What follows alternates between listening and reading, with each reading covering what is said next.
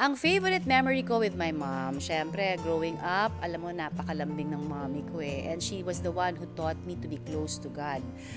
Every day, kami nagdadasal together at tinuturuan niya ako ng mga scriptures. And I think napakalaking bagay nun hanggang pagtanda ko dahil kumukuha ako ng lakas kay Lord dahil tinuruan niya ako na kay Lord mag-depend.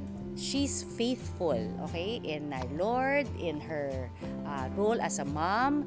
She's faithful with her duties and responsibilities. Faithful talaga. Kumbaga talagang yan ang perfect description ko sa aking mom. Well, my mom didn't work all her life. She's a full-time mom.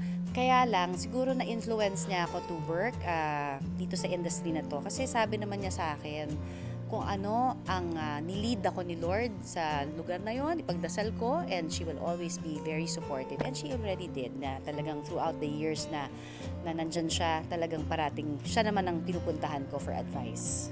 Wala naman akong hindi in-appreciate. Ever since bata ako, alam ko na I am so blessed to be with my mom, 'di ba? Kasi talagang mabuti siyang nanay, talagang parati siyang nandyan ever since bata pa ako. So, hindi ko masabing hindi ako na-appreciate sa kanya.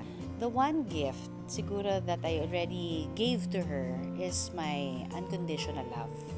Lahat ng panahon, lahat ng pagkakataon noon pa man, alam naman niya yun na sabi namin lahat ng magkakapatid na we appreciate her kindness, her being meek, pero gentle in spirit also, di ba? So, we love her and we miss her all the more, especially during this Mother's Day. But of course, we are very happy that she's already with our Lord and Savior Jesus Christ. So, mas bongga na ang kanyang Mother's Day.